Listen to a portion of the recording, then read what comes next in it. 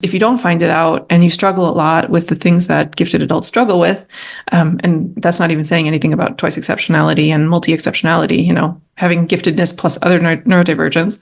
But if you're struggling and you don't know how, you might be blaming, or you don't know why, you might be blaming yourself. You might be thinking, a lot of people, for example, neurodivergent people go to therapy, regular therapy, that's not neurodivergent specific. And then they think that they are a failure as a therapy client, or that they try regular academia and they think, well, I failed at it. And so getting these kinds of low self-esteem patterns and shame and all of these things, if they just knew that their brain was different and their brain worked differently and they knew why, that would be the great start to a whole different path ahead in life.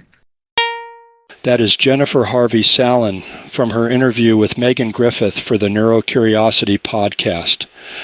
An excerpt forms the main part of this Creative Mind audio episode, followed by comments from Julie Skolnick about twice exceptional people.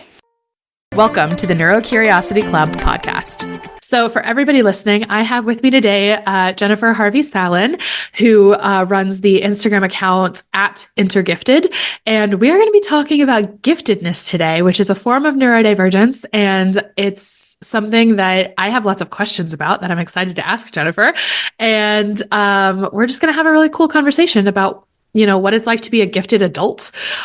So with that in mind, Jennifer, could you tell me just a little bit of, this is the worst question in the world, I apologize, but tell me a little bit about yourself. Tell me how you got started on Instagram and why giftedness? Why is this your topic? Well, giftedness is my topic because I'm a gifted person who was kind of struggling, coming into adulthood and being like, okay, I'm clearly just not like a lot of the people around me, and I'm not sure why, and I'm irritating people, and I don't know why. And I'm confused by people, and I don't know why. And then I relearned about giftedness. I had been in gifted education as a kid, and then I relearned about it in my late 20s, and I just suddenly understood so much of my entire life and why I had struggled. And I thought, why the hell did nobody tell me this was going to follow me to my adulthood? And why didn't they give me tools to understand what was going on and what I could do about it, So there are different stories. I grew up in a non-gifted family. I didn't have, some of the privilege that people have when they grow up in a gifted family, and they have a lot of gifted type resources available to them and interactions available to them. And so, I had a harder time than somebody that maybe had a lot of gifted specific stuff around them. So it's not to say that my story should be like everybody's story.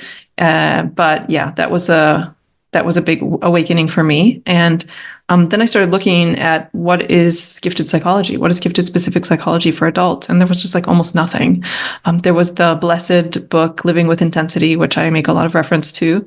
And that was a great start. And then there were a few others, but not so much. And I thought, oh my God, people need to be talking about this. I needed to find a gifted specific therapist, and I couldn't find one. And I was doing, I'm a psychologist, so I was doing psychology and coaching work. And I was thinking, I need to know what to tell clients that are like me.